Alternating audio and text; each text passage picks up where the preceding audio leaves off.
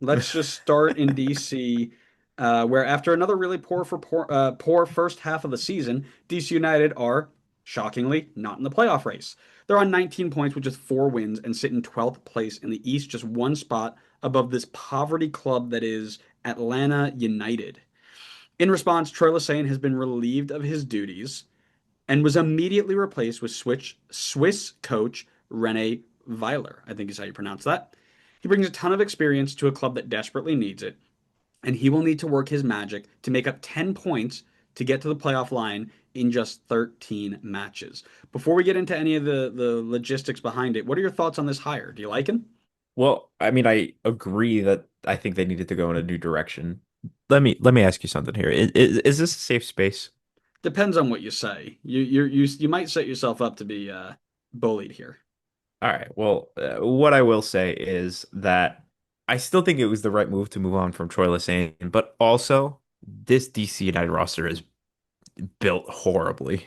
Like this roster, I'm looking at the that nice little graphic that they put together with all the salary information and all that stuff, and Mhm. this team is rough right now, man. Like I'm not sure how many coaches could come in and really make this team competitive at the moment. Like they've been hitting the reset button so many times lately that I don't want to say hit the reset button again, but it's a struggling roster when I look at it. So, Renee and I are on a first name basis, but Sure, because you're um, afraid to pronounce his second name. Go on. yes, absolutely. Renee can come in with as much experience as he wants, and he has a ton of it, mind you. He has a lot of managerial experience, which I think is a good thing. I don't know how much he's getting out of this roster.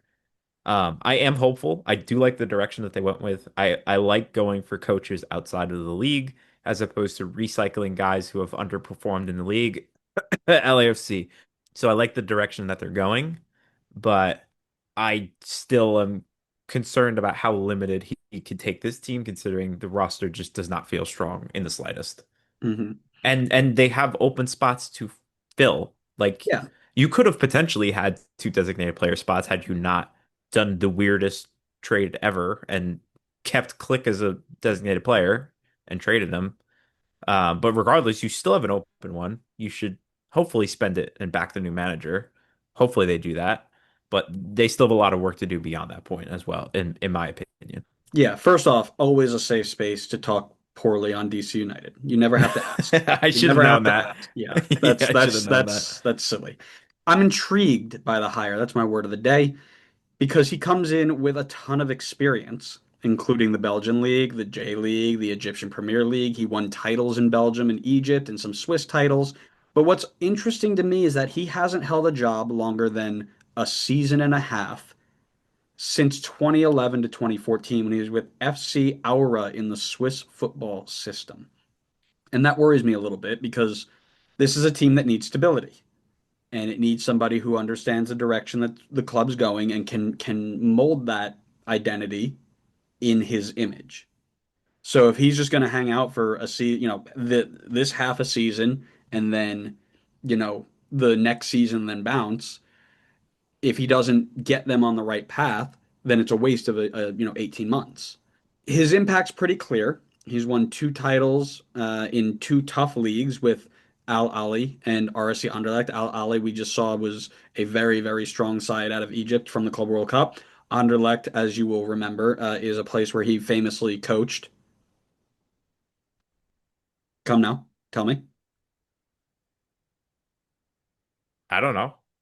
Andy What Nahar, what where is your bull knowledge? how was I How do you not know that what? Andy Nahar was in I didn't know you Anderlecht were in the sending me an 2017? alley-oop for Andy Nahar. How do you not know that Anderlecht was the home of Andy Nahar in the 2016-2017 I Belgium? do know Why that. don't you I know didn't this? expect that you I was in the locker room and you tried to throw me an alley-oop.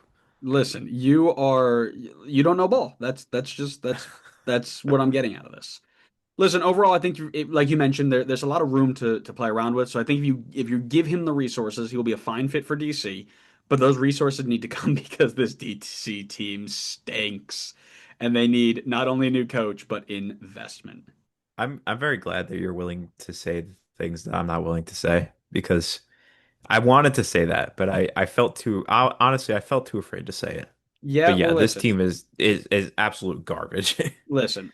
You know that you can always come to me, and I will never judge you, no matter what you say. Never once have I ever, nor will I ever. Yeah, okay. That's Uh, your joke of the day, huh? He's a comedian now. oh man, the live show is gonna go crazy. Oh man, The we're only 2 weeks away from the live show. That's crazy. The other topic I wanted to hit was mentioned by Tommy Scoops in his article about this hiring firing. It was mentioned that DC United had been searching for this new coach for a long time, what I assume to be months, before firing Troy Lesesne and hiring Weiler. This felt morally gray to me.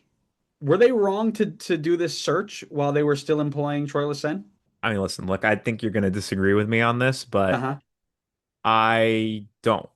I think if you're going to fight for a playoff spot this season, it makes sense to not have this in between period with coaches while you're interviewing and preparing. I think if their intention is we're going to try and still be competitive this year and not just like be like, all right, we're going to try again next year, then bringing in a coach immediately is going to be important for that. So if you're going to do that and still do the proper due diligence, there would have to be overlap in terms of looking for a new coach while your current one is still employed. So I mean, I get what you're saying. It feels a little off. It feels a little slimy, but I kind of also understand why they would do that. If my reasoning is correct, which it may not be. Put her there, buddy. Yep. I thought about it for a while because my first thought was like, man, this is slimy. Like I would hate if I'm sitting here working my butt off for somebody and they're just behind me like, yeah, you're doing great.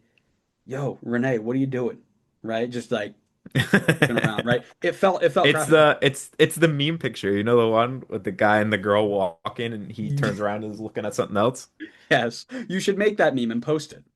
I'll Um, do it right now. do it or send it to me and I'll post it. I'll Um, send it to you because I don't know if I have access to anything. because you don't social media. I Um, don't. listen, I'm on board with your idea.